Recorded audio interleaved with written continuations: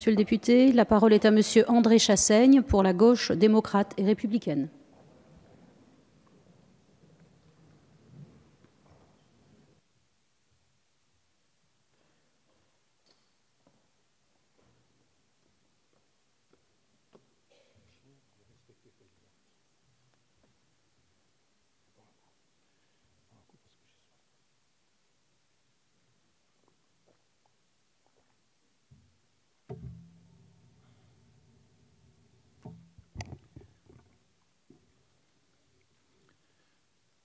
Monsieur le ministre de l'Agriculture, Madame et Messieurs les rapporteurs, je suis un adepte de la fourche à la fourchette ou de la terre à l'assiette.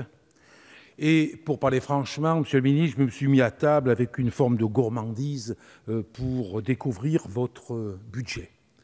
Mais j'avais une colère qui était une colère rentrée avant même d'entrer dans ce qu'on pourrait appeler l'auberge paysanne, en sachant que était en route, était mis en action l'échange commercial avec le Canada, le CETA, avec des conséquences que chacun connaît ici, que personne ne nie, sur notre agriculture, en particulier sur l'élevage, où on va être mis en concurrence de façon extrêmement déloyale, sans protection, et l'ensemble des éleveurs de notre pays sont vent debout contre cet accord commercial qui déjà hypothèque la réussite de la politique, Monsieur le ministre, que vous voulez mettre en œuvre. Et puis j'ai regardé la carte des mets, passé en revue les différents plats, et c'est vrai que dans un premier temps, j'ai pu découvrir des plats qui pouvaient me satisfaire, avec la légère progression des crédits de la mission par rapport à la loi de finances 2017, vous l'avez dit, 43,5 millions d'euros, qui est un élément appréciable, en plus, au regard des baisses successives connues ces dernières années.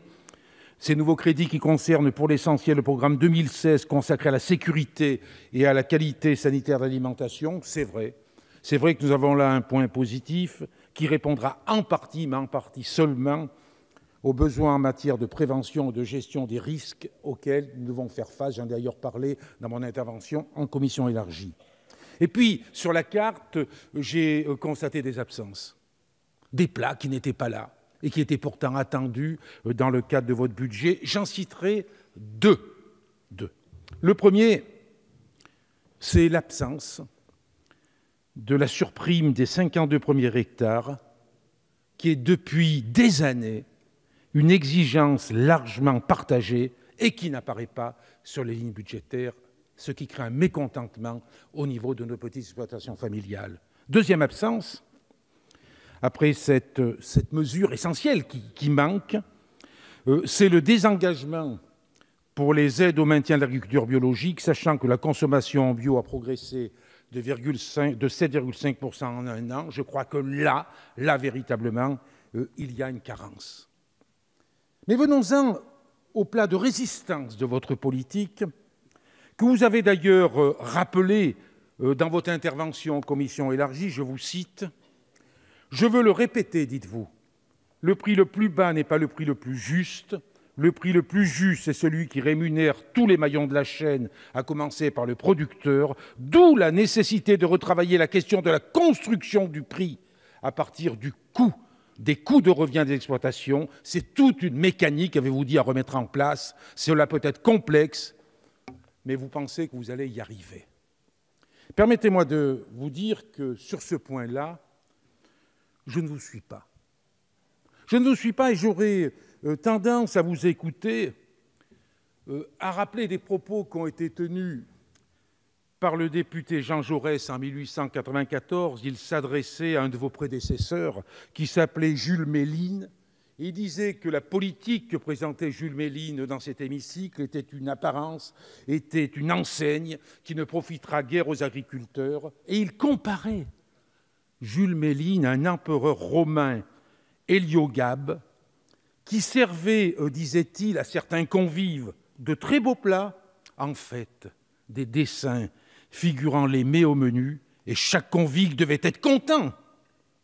Je crains, Monsieur le ministre, que ce soit le festin auquel la Commission, auquel vous et votre gouvernement conviez la paysannerie française.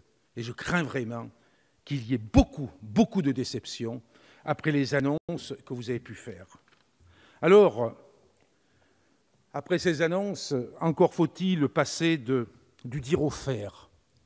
Encore faut-il avoir la rencontre de la proclamation et de l'acte. Or, beaucoup d'éléments manquent dans votre budget, et je dirais même, c'est ce qu'il en est ressorti à la consommation que j'ai pu en faire. Certes, on est dans une auberge paysanne, mais il y a en dessous du panonceau auberge paysanne une petite pancarte qui indique cuisine bourgeoise. C'est en fait des choix extrêmement libéraux qui ont été notamment soulignés par mon collègue Ruffin sur le fait que vous êtes obsédés par la compétitivité et que par cette compétitivité, si vous orientez toute notre agriculture là-dessus, nous ne nous en sortirons absolument pas. Au final, cependant, nous nous abstiendrons sur ce budget en espérant qu'il n'y aura pas au final une appellation qui sera l'impuissance politique de votre politique. J'espère qu'avec cette abstention, je ne reprendrai pas dans 1 an, 2 ans, 3 ans, 4 ans les mots d'Aimé Césaire qui disait « Je n'aurais pas échappé à la malédiction d'être la dupe de bonne foi d'une hypocrisie collective ». Je vous remercie.